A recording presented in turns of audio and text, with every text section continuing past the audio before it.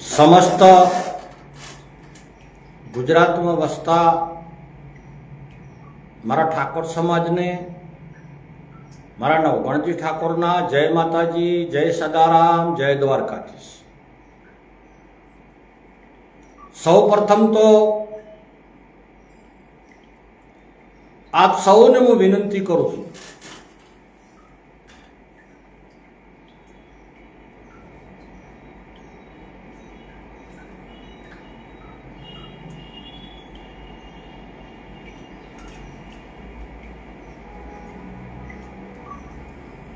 नम्रतापूर्वक विनंती करूँ छूं कि तारीख 8/6/2025 ने रविवार ना रोज सवारे 11 वागे संत श्री सदाराम कन्या लाइब्रेरी पाटण नु ओपनिंग है।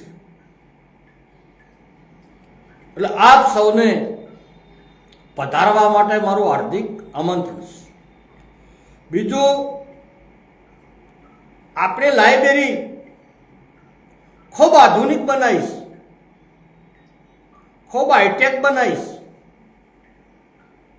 અને નાના મોટા કામથી પાટણમાં આવો તો અવશ્ય લાઇબ્રેરીની મુલાકાત લેજો તે વિનંતી કરું છું। બીજું વિશેષ આપને અપીલ અને સૂચન કરું છું, મારું સૂચન તમને યોગ્ય લાગે તો કોમેન્ટ બોક્સની અંદર આપ પણ આપણા પ્રતિભાવ, આપણા કિંમતી સૂચન અને માર્ગદર્શન આપજો। છેલ્લા 2 માસથી અલગ અલગ લગ્ન પ્રસંગ, ભોજન સમારોહ, મોમેરું આવા ઘણા બધા સમાજના પ્રસંગોમાં જવાનું થાય છે। એટલે ઘણા વડીલો જોડેથી માર્ગદર્શન મેં લીધું, ઘણા સંતો જોડેથી માર્ગદર્શન લીધું કે ભાઈ ઉનાળામાં પ્રસંગ કરવાની પ્રથા વર્ષો પહેલા શરૂ કરવામાં આવી હતી। તો તેનું મુખ્ય કારણ એ હતું કે એ સમયની અંદર સિંચાઈની સગવડ નહોતી, બોર નહોતા, તેના કારણથી સમસ્ત ઠાકોર સમાજ ખેતી ઉપર નભતો હતો અને ખેતી ફક્ત ને ફક્ત ચોમાસું સિઝન પૂરતી થતી હતી। એટલે ચોમાસામાં જે વાવેતર કરેલું હોય, દિવાળી પછી કારતક મહિનો પૂરો થાય એટલે વાવેતર વાઢવું, વેણવું, લેવું, એના માટે 4 મહિના આપણા શિયાળામાં જતા રહેતા હતા। એટલે ઉનાળામાં સમાજ પ્રસંગ કરતી। પણ વર્તમાન સમયની અંદર ટેકનોલોજી બદલાણી, યુગ બદલાણો, સમય બદલાણો અને આધુનિક યંત્ર આવવાથી ખેતીનું કામ ઝડપી થવા મળ્યું। એટલે હવે સમય બદલાણો છે, યુગ બદલાણો છે, આખી દુનિયા બદલાણી છે। તો આપણે પણ આપણી સમાજના રીતિ રિવાજ અમુક બદલવા જોઈએ, એ એવું મારું સૂચન છે। એટલે આપ સૌને હું વિનંતી કરું છું કે દિવાળી પૂરી થાય અને કારતક મહિનાની અંદર આખા ઉત્તર ગુજરાતનું મહાઠાકોર સંમેલન બોલાવી અને સમસ્ત ઠાકોર સમાજ એક સંકલ્પ કરે કે ભાઈ આ વર્ષથી સમાજ હવે રિવાજ બદલી અને શિયાળામાં તમામ પ્રસંગ કરીશું। લગ્ન હોય, મોમેરું હોય, ભોજન સમારોહ હોય, જે કોઈ પ્રશ્ન હોય કે જે કોઈ પ્રસંગ હોય એ શિયાળામાં શરૂ થવા જોઈએ।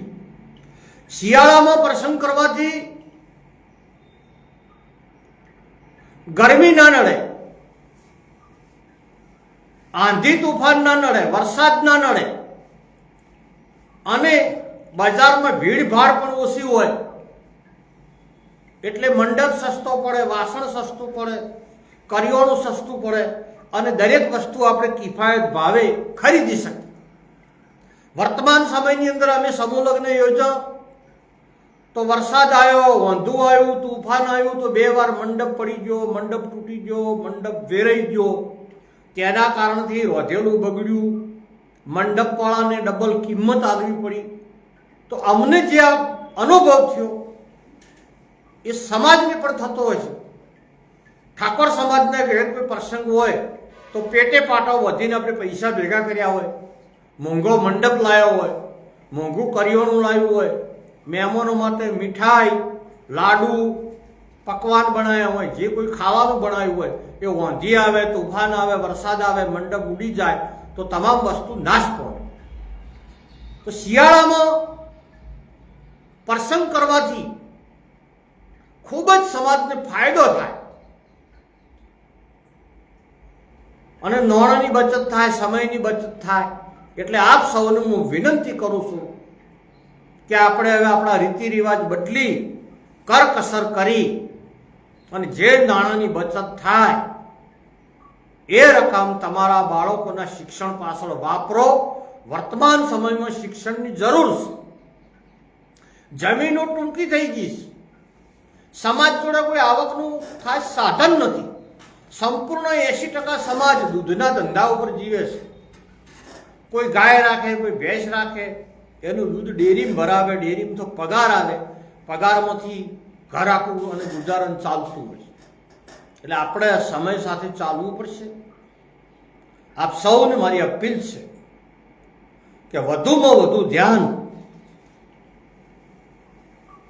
બાળકોની કારકિર્દી ઘડવામાં, બાળકોને ટેલેન્ટ તૈયાર કરવામાં શિક્ષણ તરફ હાલો. બીજા નંબરમાં કરકસર કરો. ત્રીજા નંબરમાં કુટુંબના કલેશ દૂર કરી, વેરભાવ દૂર કરી અને સમસ્ત સમાજ સમરસ થાય અને સંપથી રહે તો ખૂબ સારું પરિણામ મળે છે.